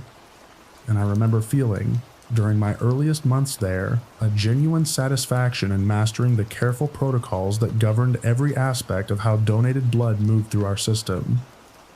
Theodora herself had trained nearly every technician currently on our staff, at some point during her own long tenure, and I'd always considered her a demanding but fair supervisor, someone whose exacting standards had pushed me to become considerably more careful in my own work than I might otherwise have become under a less rigorous mentor.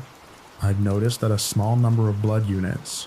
always donated by the same handful of repeat donors, were flagged in our system with a special designation I didn't recognize from my own training, a designation that seemed to affect nothing about how the blood itself was tested or processed, but that determined, according to some internal logic I couldn't immediately parse, which specific patients those units were ultimately matched to. I asked Theodora directly what the designation meant, and she considered the question for a long moment before deciding, evidently, that I'd been on staff long enough to be trusted with an explanation. She said the department had maintained, for as long as she'd worked there and according to the record she'd inherited, considerably longer than that, a quiet practice of tracking specific donors whose blood seemed to correlate with unusually positive outcomes in the patients who received it, recoveries that outpaced what the patient's underlying conditions alone would typically predict. A pattern documented carefully enough over the decades that the department had started, unofficially, prioritizing those specific donors' units for the most critical patients on any given day. She mentioned that the practice had never been shared with hospital administration in any formal capacity, existing instead as a closely held piece of institutional knowledge, passed directly from each department head to whichever technician they eventually chose to train as their own successor. I asked whether this designation had ever caused any friction with hospital policy, given that prioritizing specific units based on an unverified pattern, rather than strict first-in first-out inventory management, seemed like exactly the kind of deviation that might draw scrutiny during a routine compliance audit. Theodora said the practice had, in fact, been questioned during at least 2 audits over her own tenure, and both times she'd simply explained the prioritization as a quality control measure related to storage duration and handling history, a technically accurate description that satisfied auditors without ever requiring her to disclose the actual pattern the department had been quietly tracking for decades. I asked whether this practice had ever been formally studied, whether any actual difference in the blood itself, beyond standard compatibility and safety testing, had ever been identified that might explain the pattern medically. Theodora said the hospital had in fact sent samples from these specific donors out for additional testing on more than one occasion over the years, and had found nothing whatsoever distinguishing them from any other compatible donor by any standard measure available, the blood itself appearing entirely ordinary by every test modern medicine had to offer. I found myself, over the following months, quietly reviewing our own department's historical records during slow shifts, curious whether Theodora's account held up under closer examination. I found exactly what she described: a small, consistent group of donors whose blood had been informally tracked across literally decades of our own internal records, patients receiving their specific units, showing recovery rates that our own staff had apparently noticed and quietly documented long before I ever arrived, without any of it ever being written up as formal research or shared outside our own department's private understanding. I noticed, Reviewing these older records in detail, the handwriting style and specific notation conventions used to flag these donors had remained remarkably consistent across what appeared to be at least 3 or 4 different department heads over the decades, suggesting the practice itself had been passed down with considerable care from one generation of staff to the next. I asked Theodora whether she'd ever personally met any of these specific flag donors, curious whether direct interaction with them during their regular donation visits had ever revealed anything unusual about them, as people beyond whatever quality their blood itself apparently carried. She said she had, in fact, met most of the currently active flag donors personally over her years running the department, and admitted, somewhat reluctantly, that she'd never noticed anything distinguishing about any of them during ordinary conversation, each one striking her as an entirely unremarkable person going about an entirely unremarkable donation appointment, nothing in their manner or history suggesting whatever quality made their blood correlate so consistently with better outcomes in patients they'd likely never meet or know anything about directly. I asked Theodora once I'd finished my own review whether any of these specific donors had ever been told about the pattern, whether they knew their blood was regarded, at least informally, as somehow different from any other donors. She said absolutely not, that informing them would raise ethical and practical complications the department had no interest in navigating, especially given that no actual scientific mechanism had ever been identified to justify treating their blood any differently in the first place, beyond this purely observational pattern. I asked what happened when one of these specific donors eventually stopped donating, whether the department had ever tracked what happened to outcomes once a particular donor aged out of eligibility, or simply stopped coming in.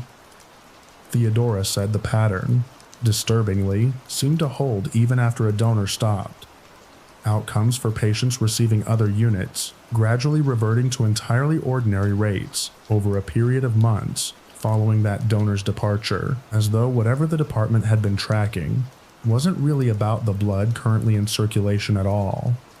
but rather something considerably harder to name, that dissipated slowly once its original source was no longer actively contributing to the supply. I still track the designation myself now, quietly, the way Theodora taught me to,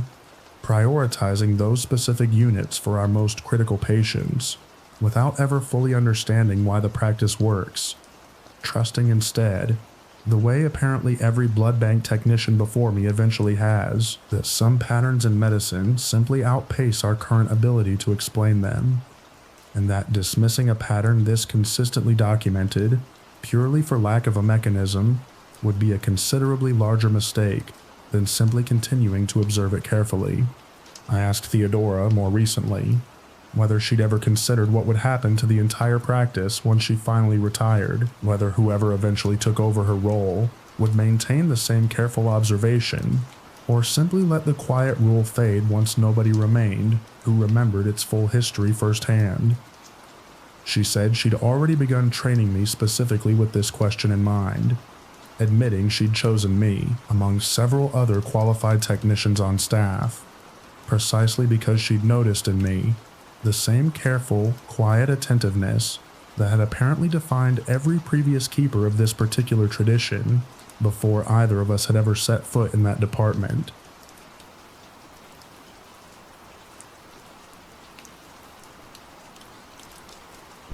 I've worked as a paramedic for 11 years, long enough to think I'd encountered nearly every strange or difficult call a career in emergency medicine could offer, though it was a call late in my 9th year that introduced me to something my partner Fenwick called, once we were finally alone in the ambulance bay afterward, the second set, a phrase I'd never heard before despite years of working alongside him. Fenwick had been my regular partner for almost 3 years by that point, a quiet, methodical man who'd been working the ambulance for considerably longer than I had, and I'd always considered our working relationship a genuinely good fit, his calm steadiness complementing whatever anxious energy I still brought to particularly difficult calls, even after years in the field myself. We'd developed the kind of easy shorthand that comes from spending countless overnight shifts together in close quarters, and I remember feeling, before that specific night with Cornelius, that I understood Fenwick's instincts and habits about as well as any partner could reasonably expect to after years of working side by side. We'd responded that night to a routine call for chest pain. An older man named Cornelius found stable and lucid by the time we finally arrived on scene. His vitals unremarkable enough that the transport itself felt entirely uneventful for most of the drive to the hospital that particular evening. It was Fenwick, riding quietly in the back with the patient while I drove up front, who called out partway through the transport that Cornelius's own vitals had changed in a way that didn't match anything the monitor was actually displaying, a discrepancy he described once we'd handed the patient off at the ER as a second invisible set of vitals he said he'd learned to sense running just beneath whatever the equipment was actually reporting. I asked what exactly he meant by that specific phrase, assuming some specific physical sign I might learn to watch for myself now that he'd raised the subject directly with me. Fenwick said he genuinely didn't have language for it beyond calling it a second set, a feeling that a patient's actual condition was diverging from what the monitor displayed, always in the same specific direction, patient seeming, to his own instinct, considerably more unstable than their numbers technically indicated, an instinct that had proven right often enough over his own longer career that he'd stopped needing an explanation for it himself. I found the whole idea difficult to take seriously at first, the kind of unfalsifiable intuition I'd have dismissed from almost anyone else in this field, though Fenwick's specific track record, once I started asking around among other longtime staff at our station, gave me more pause than I expected. Several colleagues described nearly identical experiences riding with him over the years. Patients who'd been stabilized or even discharged based on unremarkable vitals,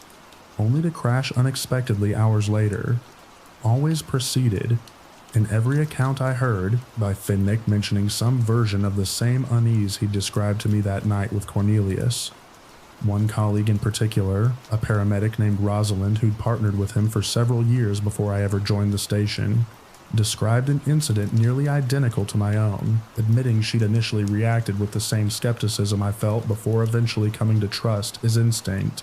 as thoroughly as everyone else who'd worked alongside him long enough to witness the pattern hold up repeatedly. I asked Rosalind directly whether she'd ever developed any theory of her own about what Fenwick was actually sensing.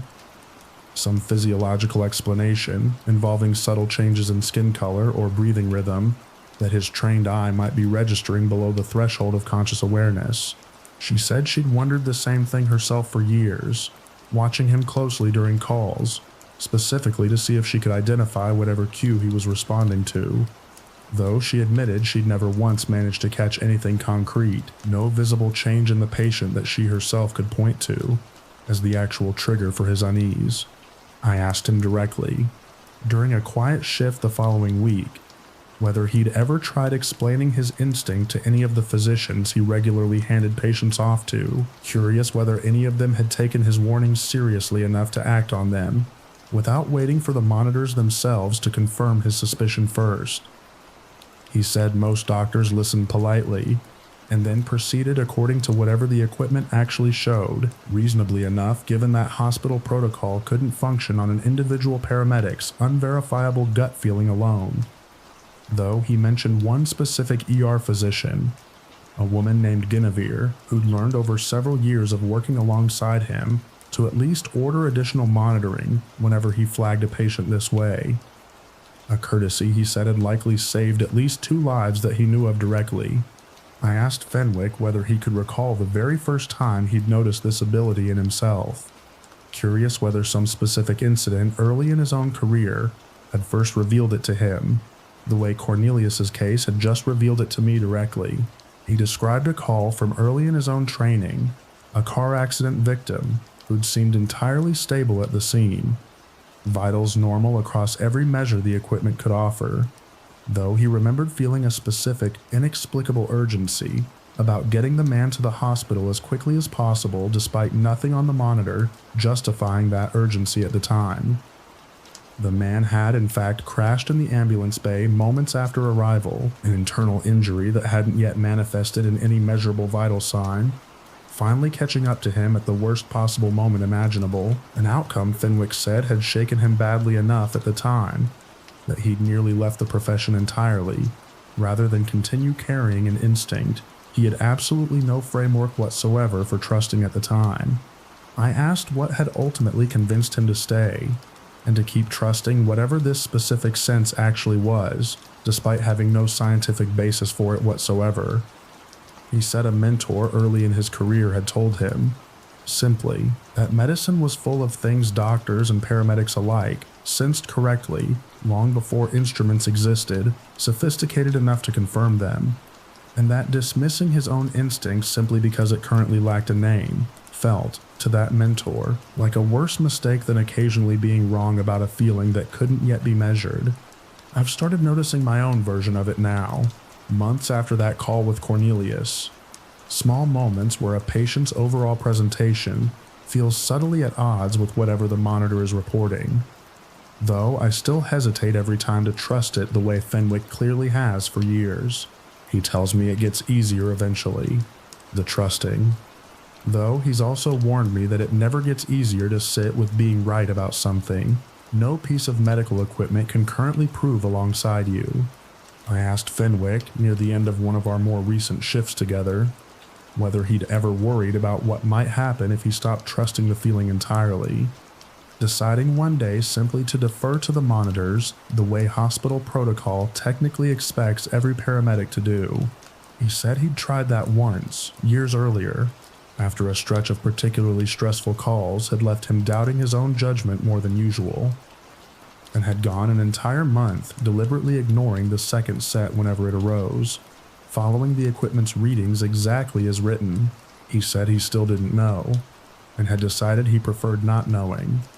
whether anything had actually gone wrong with a patient during that specific month that his own suppressed instinct might otherwise have caught in time.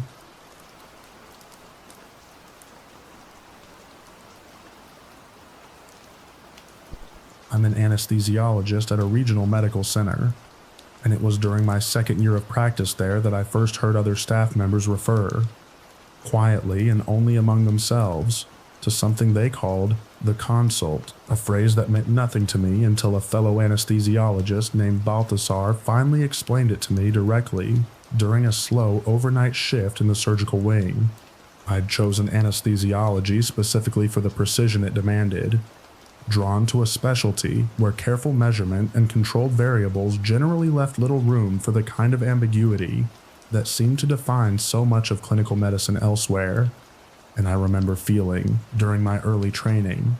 a specific comfort in how quantifiable most of my work actually was, compared to fields relying more heavily on subjective interpretation.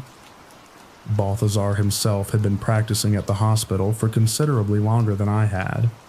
a patient, unhurried presence around the surgical wing, whose calm manner had made him one of the first colleagues I genuinely trusted during my own initial months, adjusting to the department's specific rhythms. He described it as an unofficial practice, maintained informally by the anesthesia department, for as long as anyone currently on staff could actually remember or verify, of requesting a specific senior nurse named Cordelia to be present in the OR for any surgery involving a patient who'd previously coded on the table, regardless of how routine the current procedure was expected to be, or how long ago the original code had occurred. I asked what made Cordelia's presence specifically so necessary, assuming some particular skill set or specialized training that distinguished her from any other equally qualified nurse on staff. Balthazar hesitated before answering, in the specific way I'd already learned to recognize among longtime hospital staff, discussing something they'd rather not explain too directly to a newer colleague.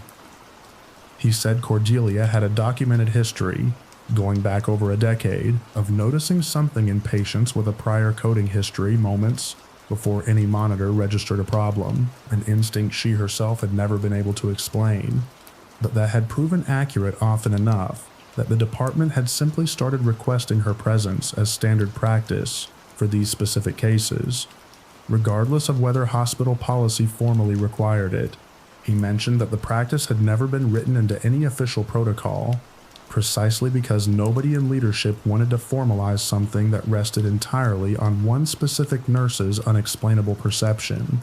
rather than any reproducible clinical standard, though he said the informal request had become reliable enough over the years that scheduling itself had quietly adapted around it, senior staff routing coding history cases to whichever operating day Cordelia happened to be working, whenever the surgery could be reasonably scheduled around her availability. I asked whether any other hospital in our regional network had a similar arrangement, curious whether this kind of informally trusted instinct existed elsewhere, or represented something genuinely unique to our own department's specific history with Cordelia herself. Balthazar said he'd heard, secondhand through professional connections at other facilities, about at least 2 other hospitals maintaining similarly unofficial practices built around a single trusted staff member's unexplainable perception, though he admitted he'd never confirmed these accounts directly himself, leaving him uncertain whether they represented a genuinely broader pattern across the profession, or simply similar stories circulating informally among anesthesiologists who'd each, independently, encountered their own version of exactly this kind of trusted, unexplainable clinical intuition. I asked what, exactly, Cordelia claimed to actually notice, curious whether her instinct manifested as some observable physical sign I might learn to watch for myself. Balthazar said she'd never fully articulated it herself, even after being asked many times over the years, describing it only as a specific quality to a patient's breathing, or color, that felt wrong to her in a way she couldn't translate into standard clinical language, though he said her warnings, when she gave them, had preceded an actual complication closely enough, often enough, that senior staff had simply learned to treat them as genuinely predictive, rather than dismissing them as anxiety or overcaution. I met Cordelia myself not long after that conversation, during a routine gallbladder removal for a patient with a coding history from several years earlier, and found her exactly as advertised by my own colleague,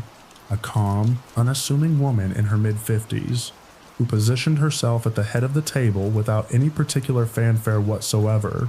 simply watching the patient's face throughout the entire procedure with an attentiveness that struck me, even before I knew what to expect from her, as somehow different from the ordinary vigilance every OR staff member brings to their work. She spoke up 20 minutes into the procedure, quietly telling the surgeon she wanted the anesthesia levels checked immediately, a request that produced no alarm on any monitor we were tracking at the time. The surgeon, clearly familiar with the department's unofficial practice, paused the procedure without argument, and the check revealed a subtle but genuine drift in the patient's anesthesia depth, an issue that hadn't yet triggered any automated alert, but that, left uncorrected for even a few more minutes, could plausibly have led to the patient becoming aware during the procedure, a complication serious enough that I found myself, for the rest of that surgery,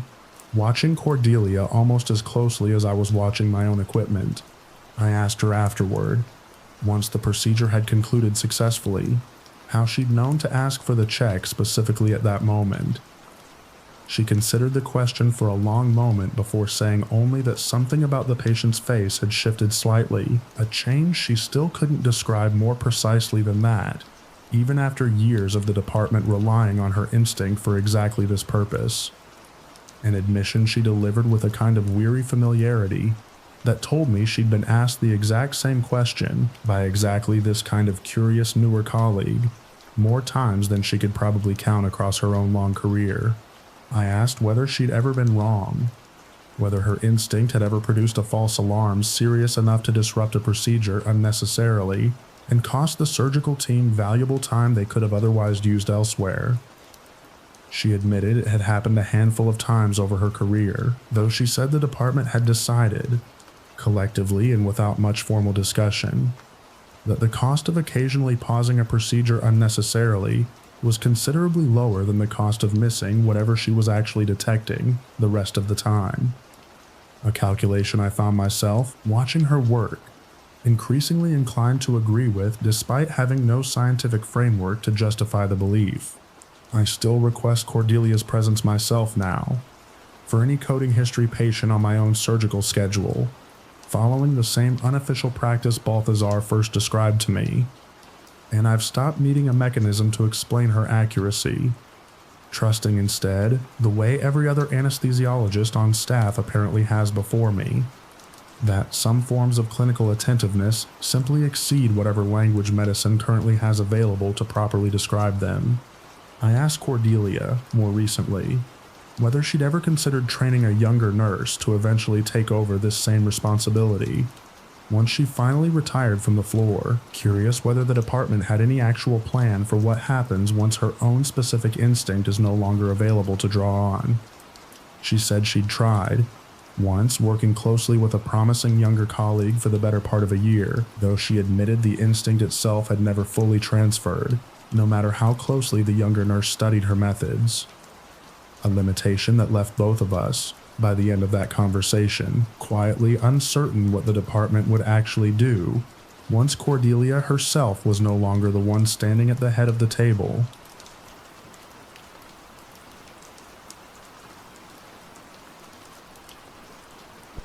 I've worked as a night shift nurse at Ash Grove Regional for 6 years, long enough that very little about the overnight floor genuinely surprises me anymore. The specific quiet of a hospital between midnight and dawn having become as familiar to me as my own living room. It was during my 3rd year there that I first noticed something odd about room 4B, a private room at the end of the east wing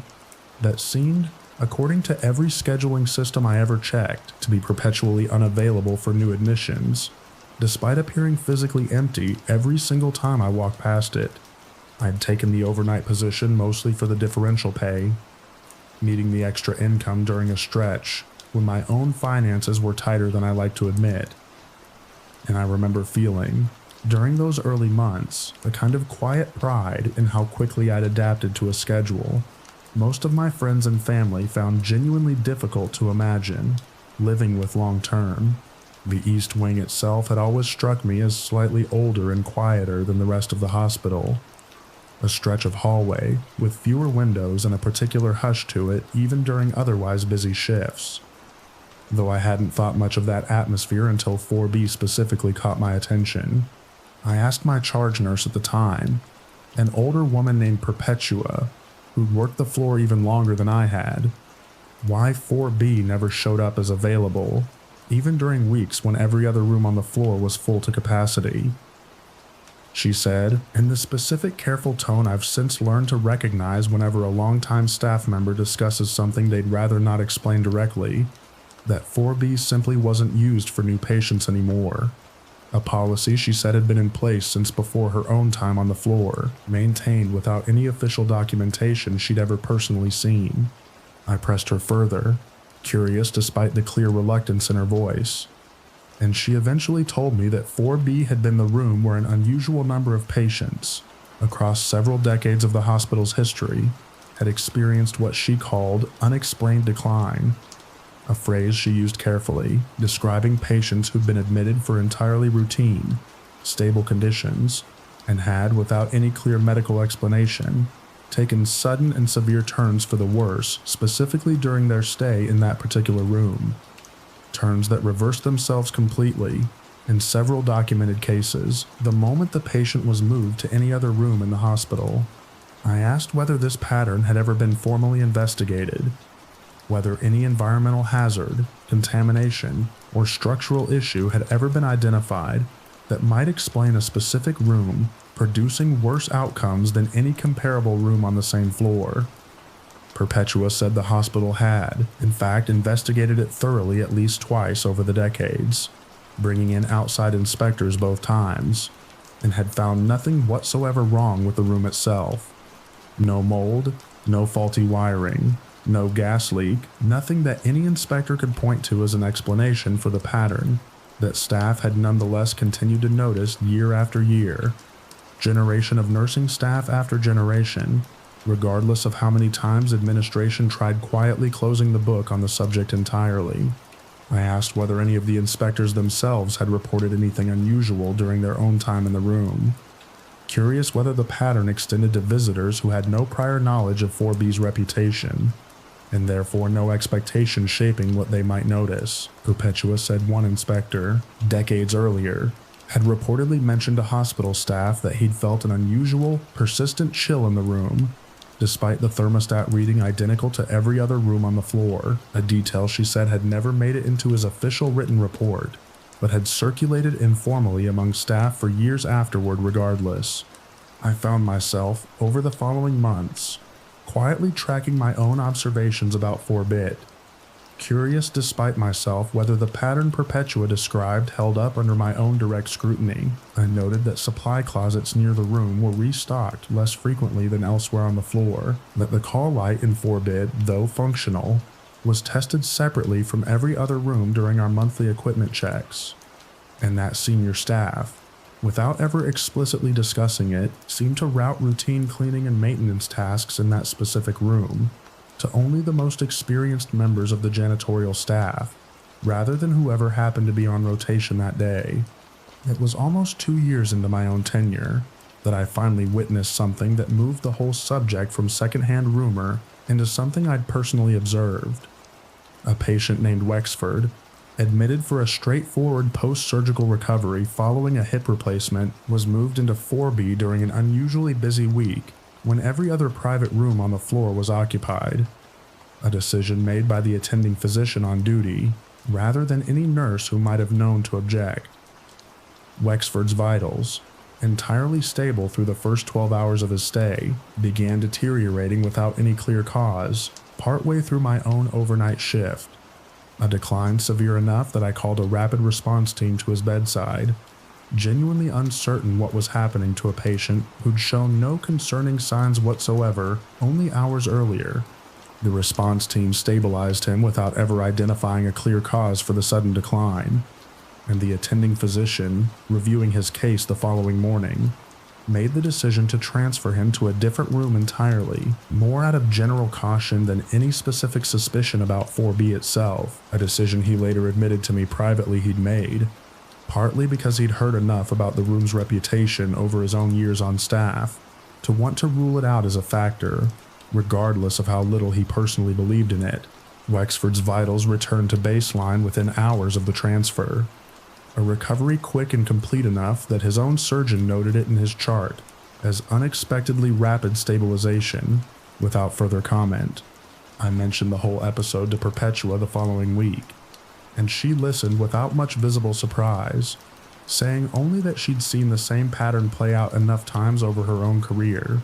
that she'd stopped being surprised by it herself, though she admitted she'd also stopped expecting anyone outside the floor's own staff to take the pattern seriously without directly witnessing it themselves. I asked her, finally, whether the hospital had ever considered simply closing the room permanently, converting it into storage or some other use that wouldn't require housing an actual patient inside it. She said the idea had come up more than once over the years, though hospital administration, understandably reluctant to formally acknowledge a pattern with no scientific explanation behind it, had instead settled on the current unofficial arrangement, keeping the room nominally available in the system, while every experienced staff member on the floor simply understood, without ever needing it written down anywhere, that 4B was a room you filled only when you genuinely run out of every other option, and watched closely, without exception for however long that patient remained inside it. I asked Perpetua, near the end of that same conversation, whether she'd ever felt tempted to request a transfer away from the East Wing entirely, given how much of her own career had apparently been shaped around quietly managing a room neither she nor anyone else could fully explain. She considered the question for a long moment, before saying she'd actually requested the East Wing specifically, years earlier, once she'd learned enough about 4B to feel a kind of protective responsibility toward whoever eventually got admitted there, a responsibility she said she still felt just as strongly now as she had the day she first understood what the room actually required from the staff assigned to watch over it.